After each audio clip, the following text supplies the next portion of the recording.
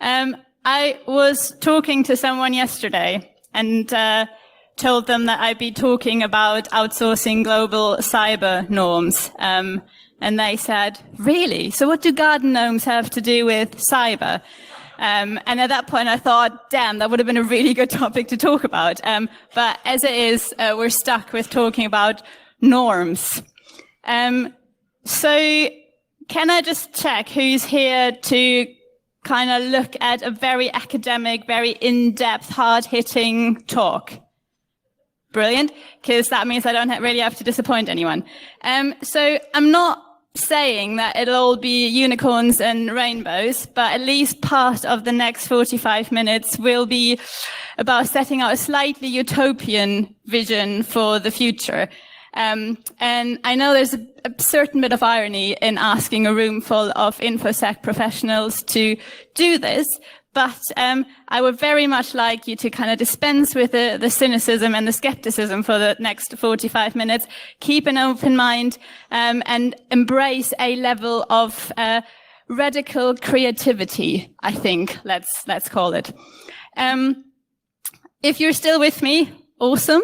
If you're turned off now, the door's over there. But let me just manage expectations a bit further and just introduce you to the central premise of what I hope to cover in the next 45 minutes. It all starts with the basic belief that if we want to ensure political stability and economic prosperity, we need international agreements on cyber norms. And not only do we need that agreement on the norms, we need those norms to drive action and drive a change in behavior and practices, to see it on the ground in reality.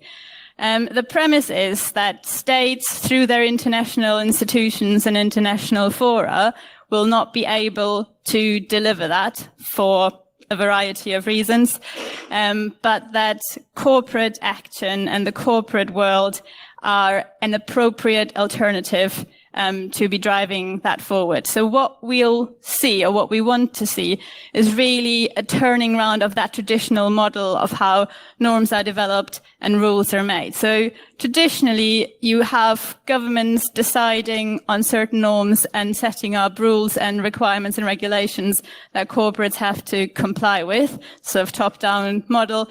What we will see, or would like to see in this space, is that corporates, through voluntary agreements with each other, will drive practices and behaviors that will subsequently be codified and formalized by states. The rest of the talk will look at that in more detail. So what I'll do is just talk about why international state action in developing cyber norms is a failed endeavor. And I'll look at the current state of play and run through some of the challenges that states are facing.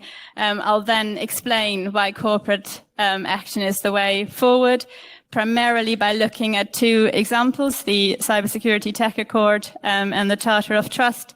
And I'll then draw some conclusions and run through some of the practical implications of what that means. But what I would really like to get to is leave some space for discussion at the end and leave some space for challenge from all of you at the end. So let's see how my time management goes for the rest of this. A final few caveats.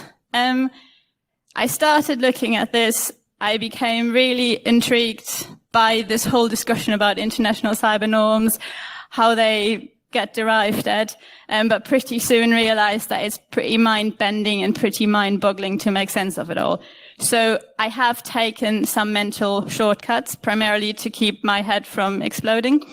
I've also tried and dispensed with this usual approach of social sciences to kind of be a bit wishy-washy.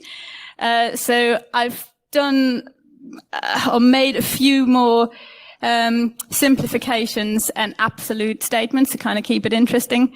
And then the final bit is that a lot of the challenges that I'll talk about aren't necessarily unique to cyber and the cyber world.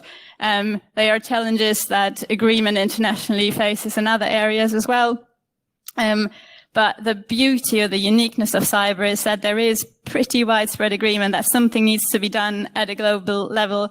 And due to the fact that it is a relatively new discipline that is still evolving, we do have flexibility to do things differently and to be radically creative and to not be bound and bogged down by legacy systems and institutions.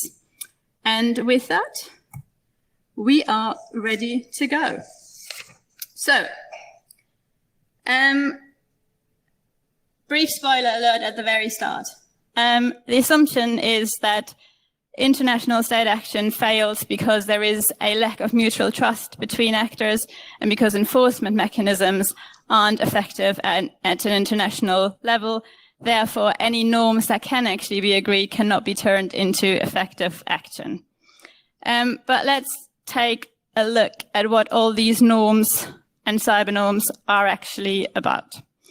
In very simple terms, there is a general understanding that the future evolution of digital technologies can be very, very good for mankind, but it also comes with a number of risks. So if we want to capitalize on the benefits, we need an agreement of how to do this, as in cyber, as in digital technology, responsibly. We need an agreement of how to keep the internet open and peaceful and secure and accessible for everyone. And we do need that agreement to be international, because don't have to tell you that cyber transcends borders. It doesn't necessarily respect national sovereignty. So we need cross-border agreement on what can and cannot be done, and a shared view and a shared understanding of what is and what isn't acceptable in cyberspace. And that does cover a number of things. It covers things like state behaviors, agreement on, whether states are able to develop offensive capabilities, when they're able to deploy them and against whom, under what circumstances. Can they spy on each other? Can they spy on the respective domestic national champions? What are the rules around that? It covers things like intelligence sharing. So how, when, under what circumstances do states and organizations within countries cooperate? It covers things like rules and regulations. So where is there agreement on what corporates and what citizens are expected and required to do to contribute to tackling cyber threats? And it covers things like cybercrime. So whether or not there is agreement on what cybercrime is in the first place and how cyber criminals are deterred and punished from doing bad things. And there have been numerous attempts of tackling those questions, of finding agreements, and giving you a full list and a rundown of what's already out there would take a very long time, and you would probably fall asleep at some point, which is definitely not what we want.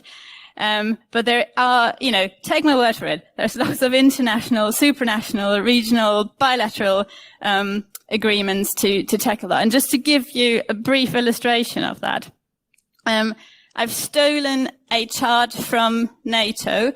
Thank you very much to them for that.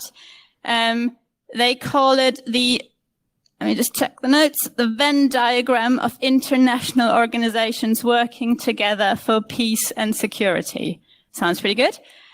See that on the left-hand side of the slide, and that's already pretty complex, and the overlapping memberships and the different but sort of similar objectives that all those organizations have set for themselves. On the right-hand side, you then have in the colored boxes the cyber-related agreements that those international organizations have come up with. And then in the gray boxes, you have the overlaying other additional treaties and declarations and commitments, what have you, that all purport to cover global cyber norms and agreement on what's what and what needs doing. Now, the UN have been looking at this for the past 20 years. That's just one body that's considered this for 2 decades. And we are presented with this rather jungle madness thing of overlaying and complex agreements, because no one's ever bothered to date to look at whether they're working, what they've actually achieved to date. Because, cyber is a really tricky, complex, global thing that needs tackling. So the easiest thing to do is for people to sit down, write high-level commitments, and just, build that cake layer of one thing after the other, which is, what we see at the moment. But let's pause for a moment and look at what they've actually committed to doing. So reading through the various agreements, I was actually quite surprised to see that there is a level of consensus across all of them as to what the high-level principles of agreement should be. So what they have arrived at after 20 years of discussion in very painful, lengthy ways is that, for one, international law should be applied in cyberspace. States should not necessarily support intentional damage to systems and infrastructure, and should prevent harm to people. Pretty easy to sign up to on paper. There is a level of agreement that states should have the right to develop operational cyber capabilities. Could argue it's a bit similar to the mutually assured destruction principle. There is commitment to organizations, states, institutions working together to share information and work in partnership. There is lots of support for this fantastic concept of cyber capacity building, particularly for those countries that are currently lagging behind a bit. There is lots of support for this relatively new phenomenon of secure by design. And there's lots of support and agreement on the principle of, coordinated vulnerability disclosure.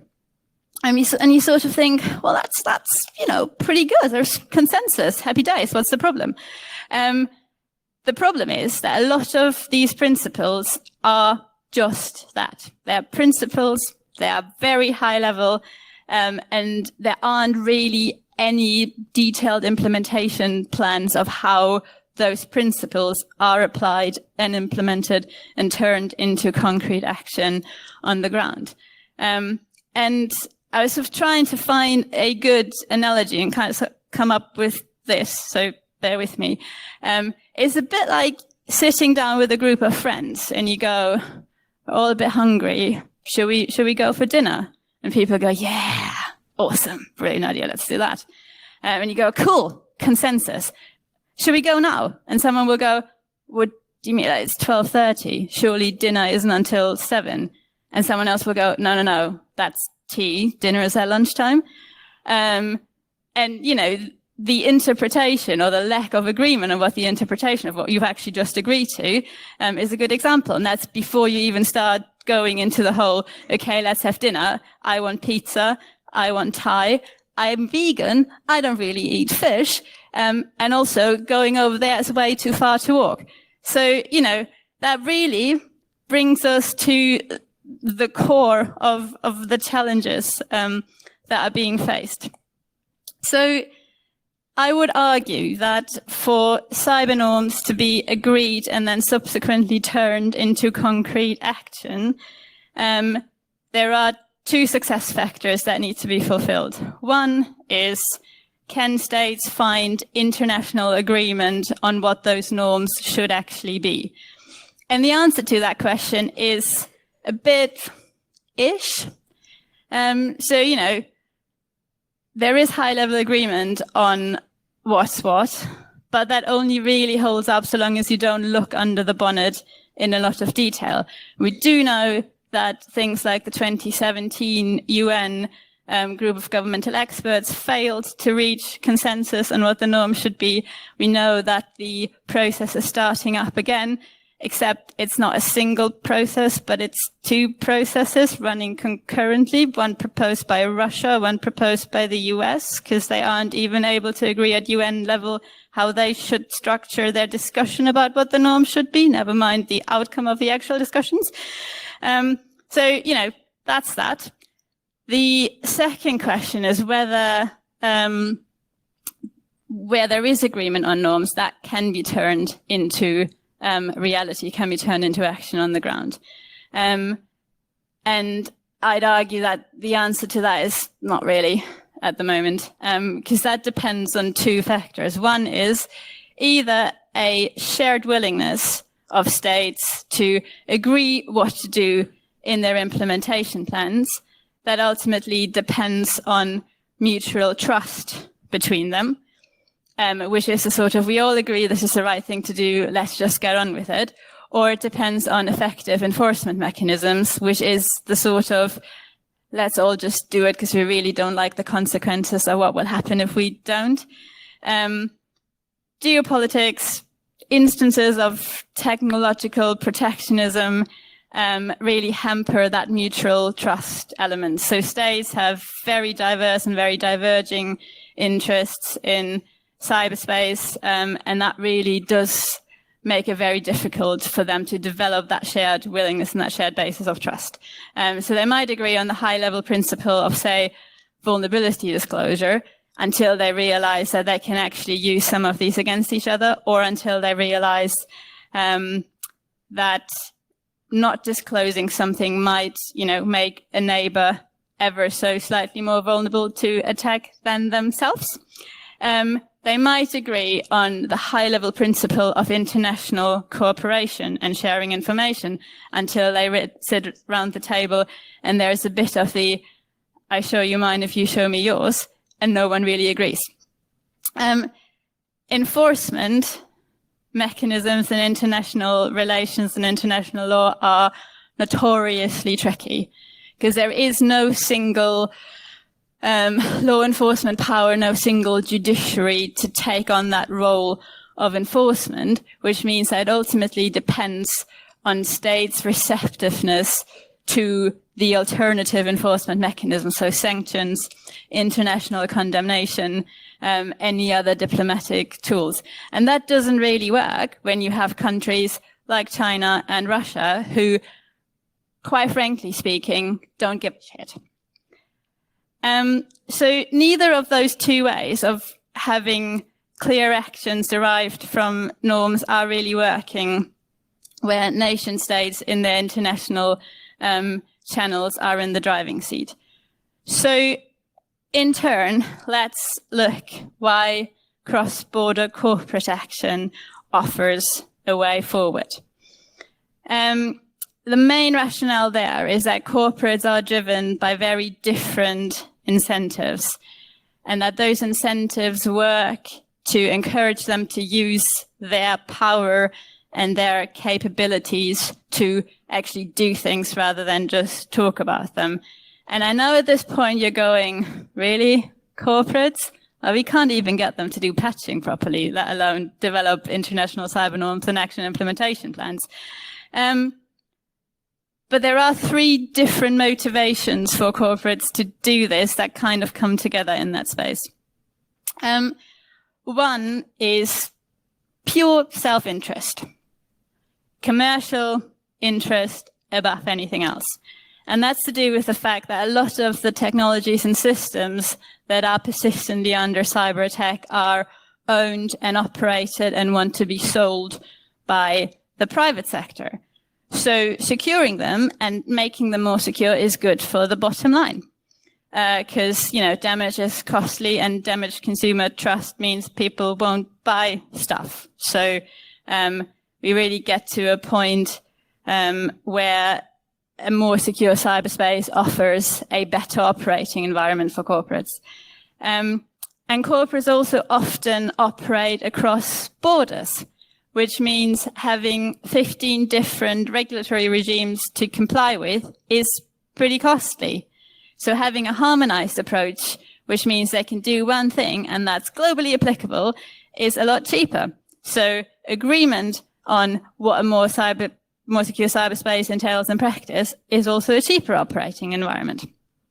The second motivation, the second element, is this small but growing trend of a moral purpose. So global corporates are increasingly waking up to the fact that a pure focus on shareholder interest is not necessarily the right thing to do. So they are embracing slowly, but are embracing their responsibility in helping to tackle global challenges. And that's normally focused on social injustice, on inequality, on climate change and the environment. But, that's not to say that a secure cyberspace can't be part of that. So corporates are embracing or want to embrace the sort of aligning their corporate mission and using their resources and skills with what the world needs. And linked to that is the third element, which is opportunity, which is the current vacuum left by states' inability to do things, and the recognition that cyber is a shared space, the increasing recognition by governments that there is a role for corporates to play. So there really is an open invitation for the corporate world to step in and do the right thing. So that said, we know that there are at least two corporates that sort of have taken up that invitation and thought, let's do what we can do in that space. And we've got the Cybersecurity Tech Accord that is initiated and led by Microsoft, and we've got the Charter of Trust that's been initiated and is being led by Siemens.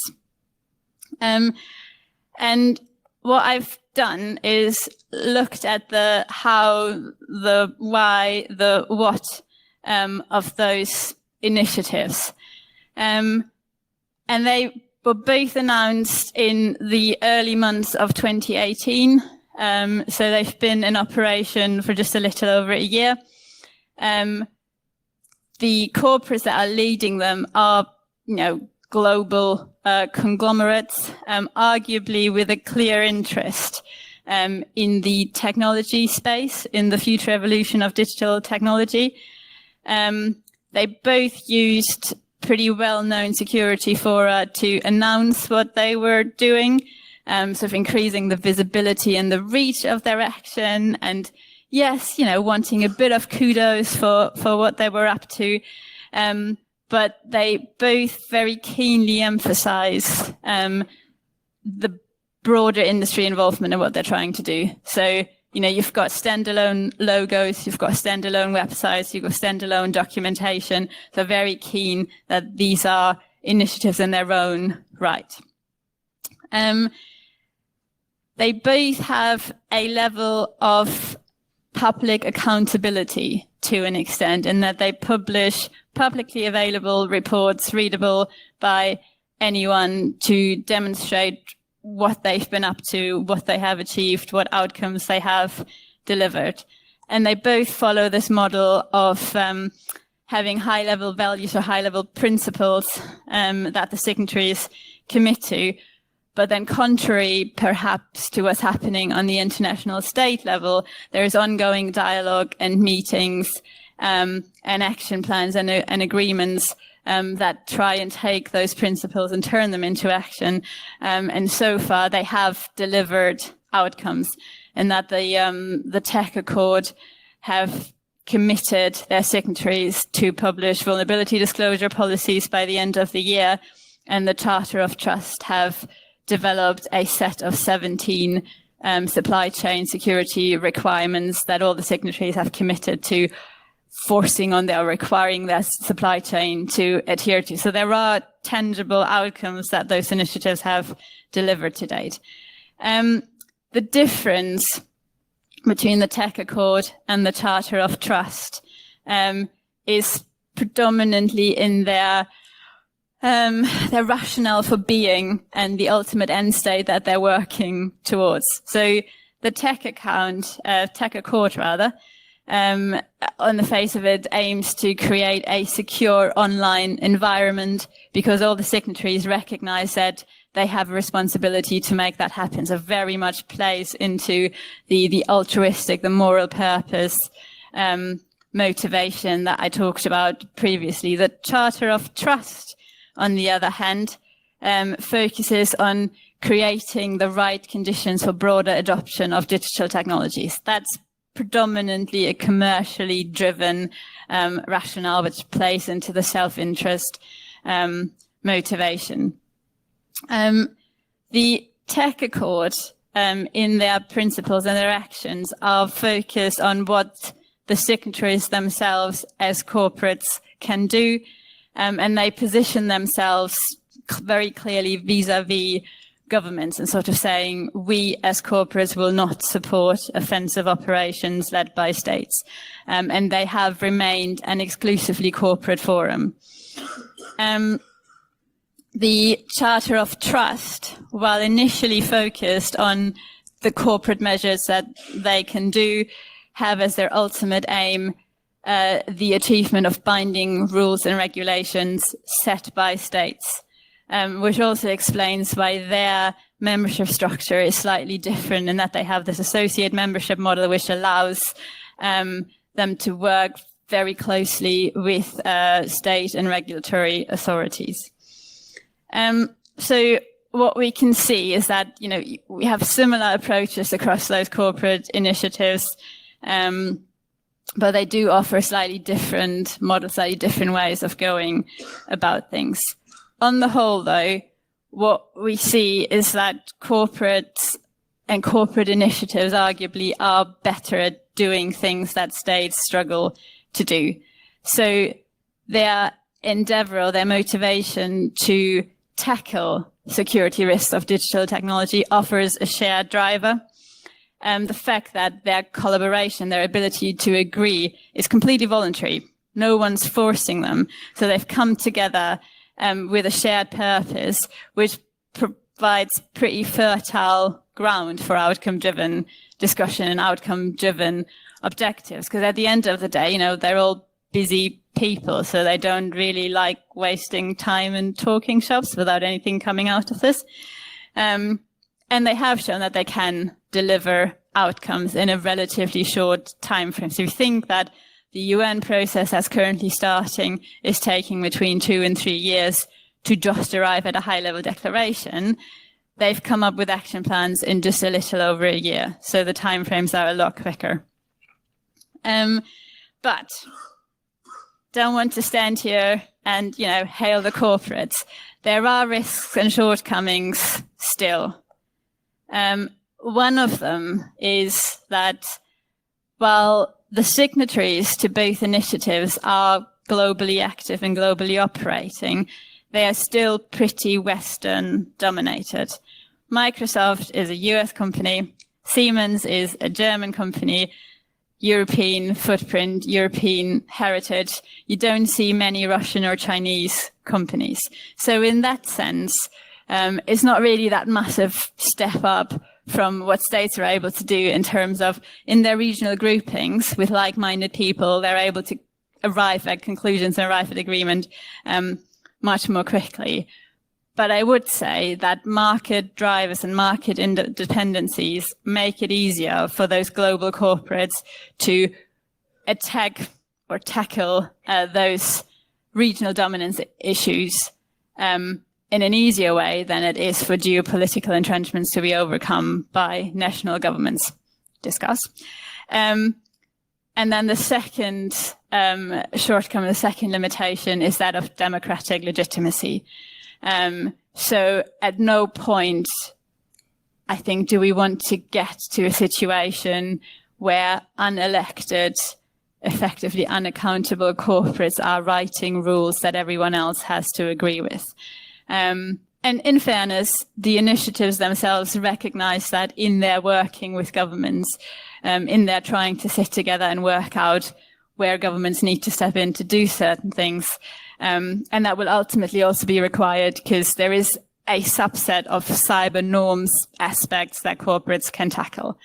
They can't set the rules for what responsible state behavior looks like in cyberspace, but their implementation of corporate practices and actions can set the framework and can set the parameters that ultimately facilitate the level of state discussions happening around that. So in order for us to, have the possibility and the ability to have a discussion about all this, I'll sort of swiftly move on, draw some conclusions, talk about some of the practical implementations. So, as we've seen, states will struggle to agree norms and will struggle to turn those norms into actions. The corporate world is much better at that for a variety of reasons, but corporate action in and of itself isn't sufficient either to tackle the big issue of developing global cyber norms, turning them into action.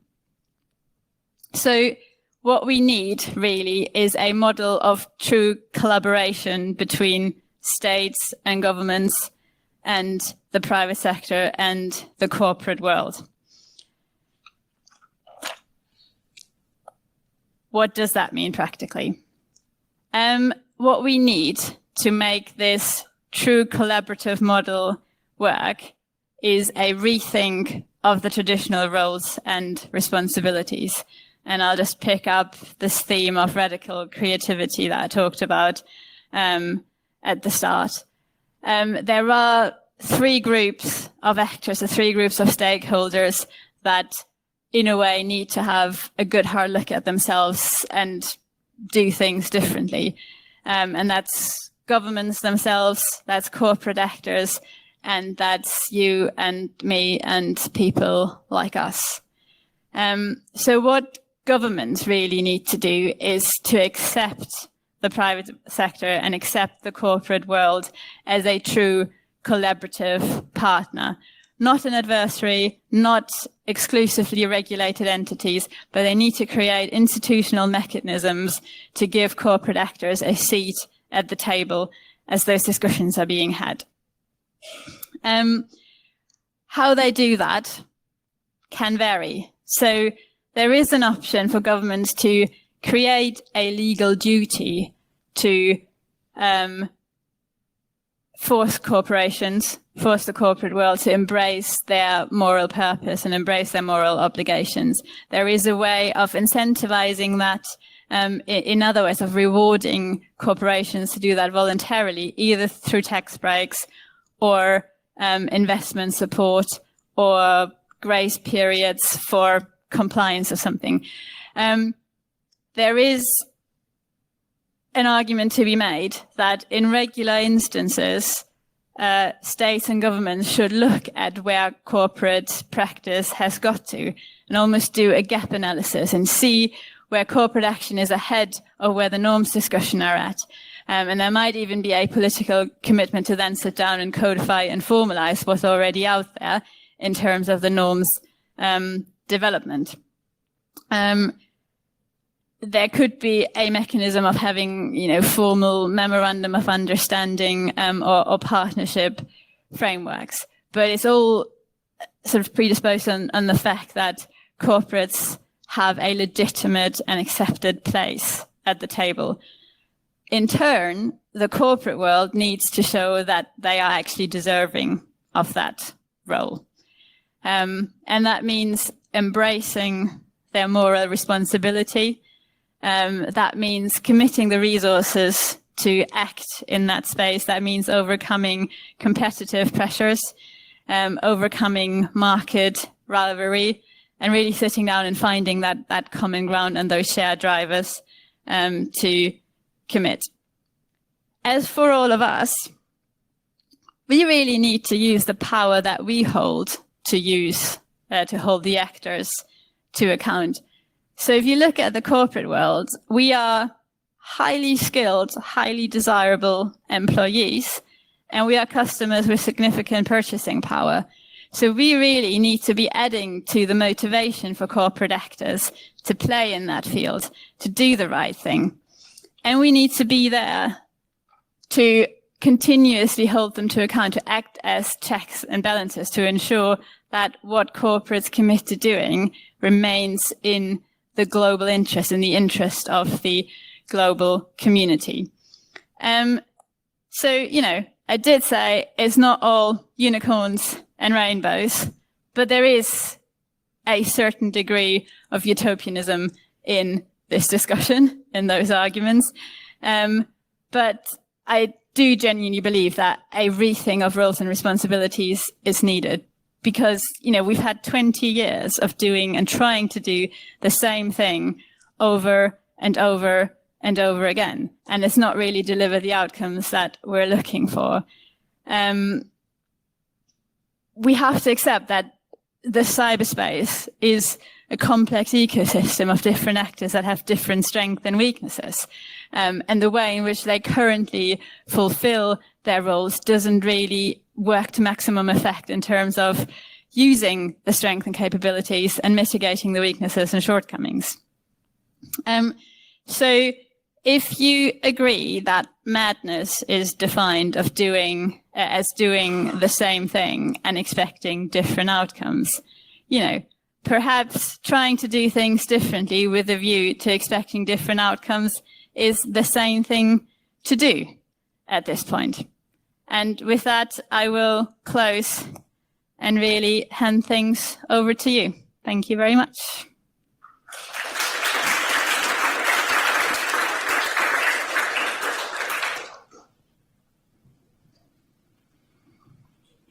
Are there any questions? Paul. Thank you, Gabe. It's a really interesting discussion. I just wondered, have you considered some of the cultural aspects of this and how some overseas countries view the problem very differently? Yeah. Yes. So interestingly, one of the initial caveats that I wanted to put in is that I'm obviously looking at this consciously and subconsciously from a very Western perspective. And then part of me was thinking this opens a whole other rabbit hole that I don't have time to go into in much detail, and just sort of discarded it. But so I thought about it, didn't think about it in a lot of detail, but is a very valid point. First of all, thank you for this informative and very thorough presentation. In a sentence or less, I find myself in complete agreement with you regarding your assertion regarding the efficiency of the corporate world as the most effective venue to advance the cause. I wonder if, in fact, the profit motive supersedes any other value or ethic, thus invalidating the entire argument. Yeah, I find it very hard to disagree with you. I think this concept of moral purpose is relatively new and does require a lot more investigation and a lot more thought given to it. And it will, to counter your argument, I think we need a restructuring of the system, in that profit motive is no longer the pure motivator. But for the time being, yeah, you're probably right. But that's not to say that money can't drive the right behaviors if channeled in the appropriate ways. You had a slide about the motivation of corporations and the 3 points you had. Did you double check with the initiatives you had, which emerged last year, if the participants and affiliates and so had a similar motivation aligning with these 3 or more or less or something like that? Sorry, say that again. You had a slide with 3 motivations. Yeah. And last year 2 initiatives emerged. And a lot of petitions joined these affiliates and Microsoft and Siemens and some companies around it. And did they match with your proposed motivations? Yeah. Or did they have more or less? So my interpretation is that the Microsoft initiative matches more with the moral purpose one, in that at least their public rationale for doing what they're doing is this heroic ambition to make the online space more secure for everyone. with the explanation that everyone has a responsibility to do that. So there is a very, in the rhetoric they use, there's a very, this is our responsibility sort of thing, which matches the altruistic moral purpose side of things. The charter is pretty clear that the failure to address security in digital technology will reduce customers' trust of the products and services, which means a hit on their bottom line because they're less able to sell things. If that makes sense. And for that reason, I would argue that that fits the self-interest commercial motivation more, though there is overlap and they all come to play. It's just a matter of a shade of difference as to which dominates the primary motivation, I would say. We'll have time for one more question, and after I speak for a second, I would wonder just if if we look at the framing of both the moral purpose on the Microsoft side and the sort of more commercial interests that you're talking about in the supply chain thing, I'm wondering if we'll see that any sort of that vested frame that we're getting from those when we're taking industries where we don't have something where they're directly affecting it. Like it seems like the tech industry, I can see that moral imperative. You have the developers now who are all saying we should refuse work that's going to hurt people and so on, and ignoring the fact that they're lucky to say that, different story. But outside of the tech industry, I'm still seeing very much the old school profit motive being huge, and I'm not sure if the frame of supply chain interest will encompass the moral eventually. It would be really interesting to see if that framing can be watched and pushed out of the tech sector. Yeah.